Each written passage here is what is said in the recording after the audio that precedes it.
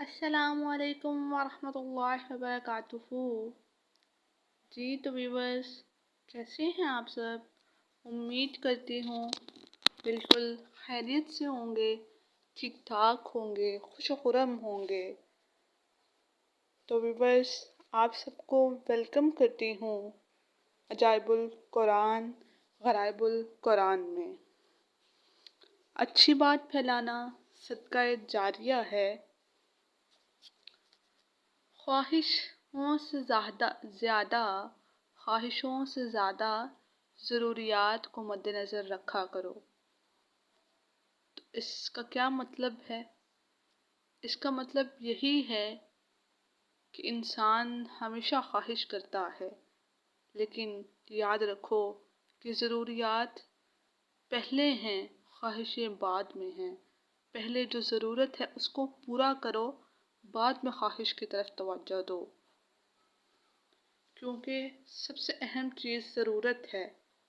خواہش تو پھر بھی پوری ہو جاتی ہے، سب سے پہلے ضرورت آتی ہے تو اسی کو پورا کرنا لازمی ہوتا ہے۔ تو اسی لیے کسی نے ٹھیک کہا ہے۔ تو اب چلتے ہیں اپنے ٹاپک کی طرف ویورس۔ تو آج کا ہمارا ٹاپک ہے فرعونیوں پر لگاتار 5 عذاب نازل ہوئے۔ استغفر اللہ۔ جب حضرت موسیٰ علیہ السلام کا عصا اسلحہ بن کر جادوگروں کے سانپوں کو نگل گیا تو جادوگر سجدے میں گر کر ایمان لائے، مگر فرعون اور اس کے ساتھی انہوں نے ابھی بھی ایمان قبول نہیں کیا، بلکہ فرعون کا کفر اور اس کی سرکشی اور زیادہ بڑھ گئی۔ استغفر اللہ۔ اسی لیے فرعون ایک عبرت بنا ہے اس دنیا کے لیے، ایک عبرت کا نشان میرے رب نے اس کو بنایا، جس کو پوری دنیا جانتی ہے۔ اور اسی نے بنی اسرائیل کے مومنین اور حضرت موسیٰ علیہ السلام کی دل آزاری کی اور ایذاء رسانی کی بھی بھرپور کوشش شروع کر دی اور طرح طرح سے ستانا شروع کر دیا۔ فرعون کے مظالم سے تنگ ہو کر حضرت موسیٰ علیہ السلام خداوند قدس کے دربار میں اس طرح دعا مانگی کہ اے میرے رب، فرعون زمین میں بہت ہی سرکش ہو گیا ہے، اس کی قوم نے حد شکنی کی ہے، لہٰذا تو انہیں ایسے عذابوں میں گرفتار فرما دے جو ان کے لیے سزاوار ہوں اور میری قوم اور بعد والوں کے لیے عبرت ہو۔ حضرت موسیٰ علیہ السلام کی دعا کے بعد اللہ تعالیٰ نے فرعونیوں پر لگاتار 5 عذابوں کو مسلط فرما دیا۔ استغفر اللہ، استغفر اللہ، استغفر اللہ۔ وہ 5 عذاب یہ ہیں۔ پہلا عذاب جو فرعون پہ نازل ہوا وہ طوفان تھا۔ دوسرا عذاب جو نازل ہوا وہ ٹڈیاں تھی، اور تیسرا عذاب جو نازل ہوا وہ گھن کا تھا، اور چوتھا عذاب جو نازل ہوا وہ مینڈک تھے، اور 5واں عذاب استغفر اللہ، استغفر اللہ، استغفر اللہ، فرعون پہ خون کا نازل ہوا۔ استغفر اللہ۔ پہلا عذاب جو طوفان کا تھا، اس کے بارے میں بتاتی چلوں کہ ناگہاں ایک ابر آیا اور ہر طرف اندھیرا چھا گیا، پھر انتہائی زوردار بارش ہونے لگی، یہاں تک کہ طوفان آ گیا، فرعونیوں کے گھروں میں پانی بھر گیا اور وہ اس میں کھڑے رہ گئے، اور پانی ان کی گردنوں تک آ گیا، ان میں سے جو بیٹھا وہ ڈوب کر ہلاک ہو گیا، اور نہ ہل سکتے تھے نہ کوئی کام کر سکتے تھے۔ استغفر اللہ۔ ان کی کھیتیاں اور باغات طوفانوں کے دھاروں سے برباد ہو گئے۔ مسلسل 7 روز وہ لوگ اس مصیبت میں مبتلا رہے، اور باوجود یہ کہ بنی اسرائیل کے مکانات فرعونیوں کے گھروں سے ملے ہوئے تھے، مگر بنی اسرائیل کے گھروں میں سیلاب کے پانی نہیں آیا، اور وہ نہایت ہی امن و چین کے ساتھ اپنے گھروں میں رہتے رہے۔ سبحان اللہ۔ وہ کہتے ہیں نا، جنوں اللہ رکھے انہوں کون چکھے۔ تو ویسا ہی ہوا کہ اللہ تعالیٰ نے ایمان والوں کا ساتھ دیا، اور بے ایمان جو تھے، جو ایمان قبول نہیں کرتے تھے، ان کا حشر نشر کر دیا۔ جب فرعونیوں کو اس مصیبت کے برداشت کرنے کی تاب و طاقت نہ رہی اور وہ بالکل ہی عاجز ہو گئے تو ان لوگوں نے حضرت موسیٰ علیہ السلام سے عرض کیا کہ کہ آپ ہمارے لیے دعا فرمائیے کہ یہ مصیبت ٹل جائے تو ہم ایمان لے آئیں گے، بنی اسرائیل کو آپ کے پاس بھیج دیں گے۔ چنانچہ آپ نے دعا مانگی تو طوفان کی بلا ٹل گئی اور زمین میں ایسی سرسبزی اور شادابی نمودار ہوئی کہ اس سے پہلے کبھی بھی دیکھنے میں نہ آئی تھی۔ کھیتیاں بہت شاندار ہو گئی اور غلوں اور پھلوں کی پیداوار بے شمار ہوئی۔ یہ دیکھ کر فرعونی کہنے لگے، یہ طوفان کا پانی تو ہمارے لیے بہت بڑی نعمت کا سامان تھا۔ پھر وہ اپنے عہد سے مکر گئے اور ایمان نہیں لائے۔ استغفر اللہ۔ اور پھر سرکشی اور ظلم و عصیان کی گرم بازاری شروع کر دی۔ استغفر اللہ۔ اس کے بعد ان پر جو دوسرا عذاب نازل ہوا وہ ٹڈیاں تھی۔ ایک ماہ تک تو فرعونی نہایت عافیت سے رہے، لیکن جب ان کا کفر و تکبر اور ظلم و ستم پھر بڑھنے لگا تو اللہ تعالیٰ نے ان پر قہر و عذاب کو ٹڈیوں کی شکل میں بھیج دیا۔ استغفر اللہ۔ کہ چاروں طرف سے ٹڈیوں کے دل بادل جھنڈ کے جھنڈ آ گئے جو ان کی کھیتیوں اور باغوں کو یہاں تک ان کے مکانوں کی لکڑیوں تک کو کھا گئے۔ استغفر اللہ۔ اور فرعونیوں کے گھروں میں یہ ٹڈیاں بھر گئی جس سے ان کا مکان اور یہ ان کے لیے سانس لینا مشکل ہو گیا، مگر بنی اسرائیل کے مومنین کے کھیت اور باغ اور مکانات ان ٹڈیوں کے یلغار سے بالکل محفوظ رہے۔ یہ دیکھ کر فرعونیوں کو بڑی عبرت ہو گئی اور آخر اس عذاب سے تنگ آ کر پھر حضرت موسیٰ علیہ السلام کے آگے عہد کیا کہ آپ اس عذاب کے رفع ہونے کے لیے دعا فرما دیں تو ہم لوگ ضرور ایمان قبول کر لیں گے اور بنی اسرائیل پر کوئی ظلم ستم نہ کریں گے۔ چنانچہ آپ کی دعا سے 7ویں دن یہ عذاب بھی ٹل گیا اور یہ لوگ پھر ایک ماہ تک نہایت ہی آرام و راحت میں رہے، لیکن پھر عہد شکنی کی اور ایمان نہیں لائے۔ پھر ان لوگوں کے کفر اور عصیان و طغیان میں اضافہ ہونے لگا اور حضرت موسیٰ علیہ السلام اور مومنین کو ایذائیں دینے لگے اور کہنے لگے کہ ہماری جو کھیتیاں اور پھل بچ گئے ہیں وہ ہمارے لیے کافی ہیں، لہٰذا اپنا دین چھوڑ کر ایمان نہیں لائیں گے۔ استغفر اللہ۔ پھر ان کے بعد جو تیسرا عذاب ان پر نازل ہوا وہ گھن کا تھا۔ غرض ایک ماہ کے بعد پھر ان لوگوں پر کمل کا عذاب مسلط ہو گیا۔ بعض مفسرین کا بیان ہے کہ گھن تھا جو ان فرعونیوں کے اناجوں اور پھلوں میں لگ کر تمام غلوں اور میووں کو کھا گئے، اور بعض مفسرین نے فرمایا یہ ایک چھوٹا سا کیڑا تھا جو کھیتوں کی تیاری فصلوں کو چٹ کر گیا اور ان کے کپڑوں میں گھس کر ان کے چمڑوں کو کاٹ کاٹ کر انہیں مرغ کے بسمل کی طرح تڑپانے لگا، یہاں تک کہ ان کے سر کے بالوں، داڑھی، مونچھوں، پلکوں کو چاٹ چاٹ کر، چہروں کو کاٹ کاٹ کر انہیں جچک روح بنا دیا۔ یہ کیڑے ان کے کھانوں، پانیوں، برتنوں میں گھس پڑے۔ استغفر اللہ۔ استغفر اللہ۔ کیسا فرعون تھا، کیسی اس کی قوم تھی جو اللہ کے عذاب سے بھی نہ ڈرتی تھی اور اپنے عہد سے مکر جاتی تھی، جس سے یہ لوگ نہ کچھ کھا سکتے تھے، نہ کچھ پی سکتے تھے، نہ لمحہ بھر کے لیے سو سکتے تھے۔ استغفر اللہ۔ ہمارے پاس تو کیا کیا ہمارے رب کی نعمتیں ہیں، شکر ادا کرنا چاہیے کہ اس نے ہمارے حضور کے وسیلے سے ہم پر بہت سی رحمتیں نازل کی ہیں۔ شکر الحمدللہ، شکر الحمدللہ۔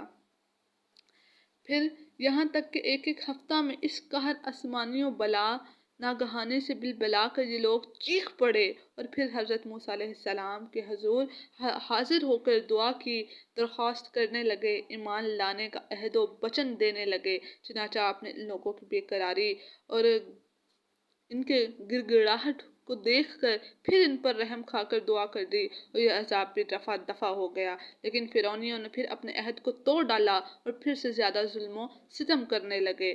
پھر ایک ماہ بعد ان لوگوں پر مینڈک کا عذاب نازل ہو گیا۔ ان فرعونیوں کی بستیوں اور ان کے گھروں میں اچانک بے شمار مینڈک پیدا ہو گئے اور ان ظالموں کا یہ حال ہو گیا کہ جو آدمی جہاں بھی بیٹھتا اس کی مجلس میں ہزاروں مینڈک بھر جاتے۔ کوئی آدمی بات کرنے یا کھانے کے لیے منہ کھولتا تو اس کے منہ میں مینڈک کود کود کر گھس جاتے۔ استغفر اللہ، استغفر اللہ، استغفر اللہ۔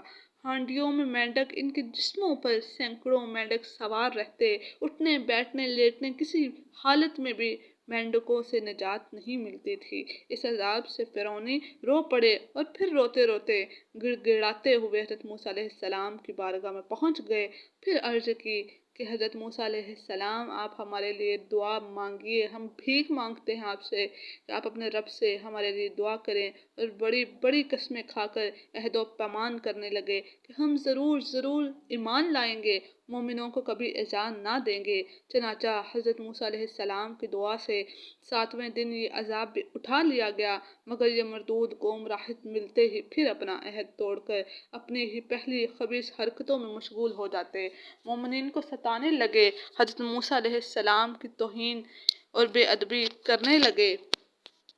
تو پھر عذاب الہی نے ان ظالموں کو اپنی گرفت میں لے لیا اور ان لوگوں پر خون کا عذاب قہر الہی بن کر اتر پڑا۔ ایک دم بالکل اچانک ان لوگوں کے تمام کنوؤں نہروں کا پانی خون ہو گیا۔ استغفر اللہ، استغفر اللہ۔ تو ان لوگوں نے فرعون سے فریاد کی تو اس سرکش نے کہا کہ حضرت موسیٰ علیہ السلام کی جادوگری اور نظر بندی ہے۔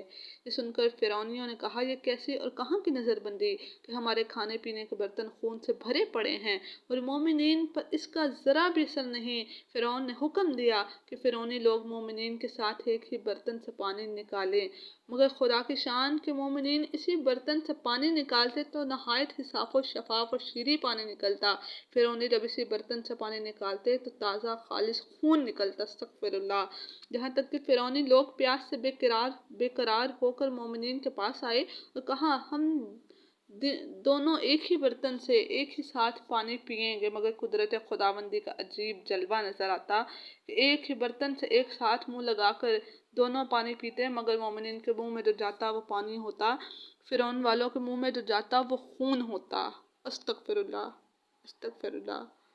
مجبور ہو کر فرعون اور فرعونی لوگ گھاس اور درختوں کی جڑیں اور چھالیاں چبا چبا کر چوستے تھے، مگر اس کی رطوبت بھی ان کے منہ میں جا کر خون بن جاتی تھی۔ الغرض فرعونیوں نے پھر گڑ گڑا کر حضرت موسیٰ علیہ السلام سے دعا کی درخواست کی تو آپ نے پیغمبرانہ رحم و کرم فرما کر پھر ان لوگوں کے لیے دعائے خیر فرما دی۔ تو 7ویں دن اس خونی عذاب کا سایہ بھی ان کے سروں سے اٹھ گیا۔ الغرض ان سرکشوں پر مسلسل 5 عذاب آتے رہے اور ہر عذاب 7ویں دن ٹلتا رہا اور ہر 2 عذابوں کے درمیان 1 ماہ کا فاصلہ ہوتا رہا، مگر فرعونی اور فرعونیوں کے دلوں پر شقاوت و بدبختی کی ایسی مہر لگ چکی تھی کہ پھر بھی وہ ایمان نہیں لائے، کفر پر اڑے رہے اور ہر مرتبہ اپنا عہد توڑتے رہے، یہاں تک کہ اللہ تعالیٰ کے قہر و عذاب کا آخری عذاب آ گیا اور فرعون اس کے متبین سب دریائے نیل میں غرق ہو کر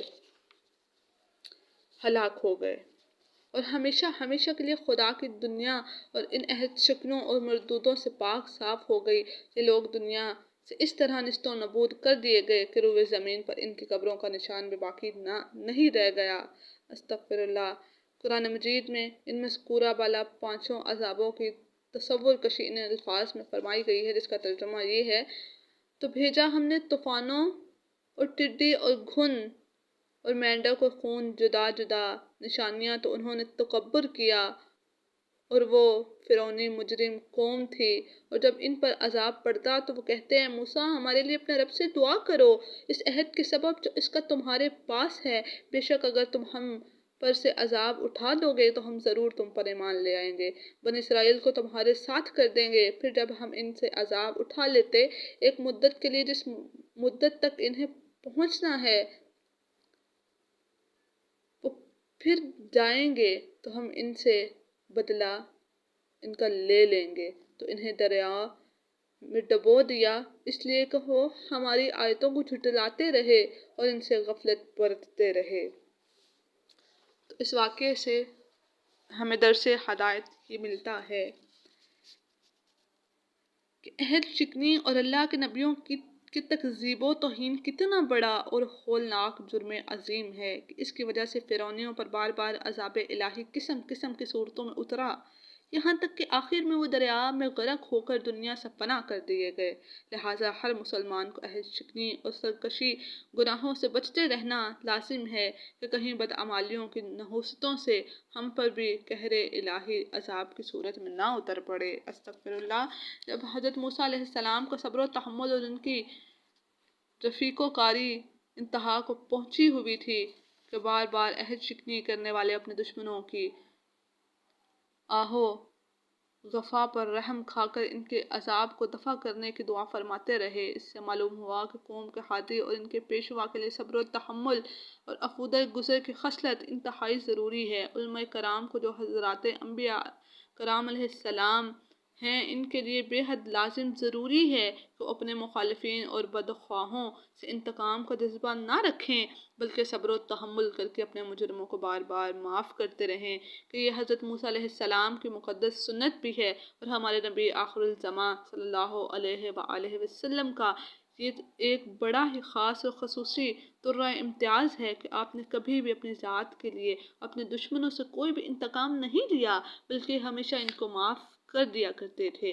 और ये आपके मुक़द्दस तालीम का बहुत ही ताबनाक और दरख़शां इरशाद है कि यानी तुमसे जो ताल्लुक़ काटे तुम इससे ताल्लुक़ जोड़ो, और जो तुमसे जुल्म करे इसको माफ़ कर दो, और जो तुम्हारे साथ बुरा बर्ताव करे तुम इसके साथ अच्छा सलूक करो। वमा अलैना इल्लल बलागुल मुबीन, यानी बुराई का बदला लेना तो बहुत आसान है, लेकिन अगर तुम जवान मर्द हो तो बुराई करने वाले के साथ भलाई करो बेशक। तो जी व्यूअर्स, आपने ये वीडियो हमारी देखी, आपको ये हमारी वीडियो कैसी लगी इसका कमेंट सेक्शन में इजहार ज़रूर करके बताइएगा। अल्लाह ताला हम सबको अच्छे काम करने की तौफीक अता फरमाए और हम सब पर अपनी रहमतों का साया सलामत रखे। वही ज़ात है जिसकी रहमत के तले इंसान रहे तो खुशहाल है। और अल्लाह ताला हमें बदअमालियों से बचने की तौफीक अता फरमाए, हम पे अपना ख़ास फज़्ल व करम फरमाए। अल्लाह ताला बड़ा ही कारसाज है, सब्र करने वालों को भी उनका फल देता है, जुल्म और जबर करने वालों को भी इबरत बना देता है। बेशक वो कारसाज है, करने वाला है। तो अल्लाह ताला हमें नेक अमल करने की तौफीक अता फरमाए और सुनकर आगे फैलाने की तौफीक अता फरमाए। आमीन या रब्बुल आलमीन।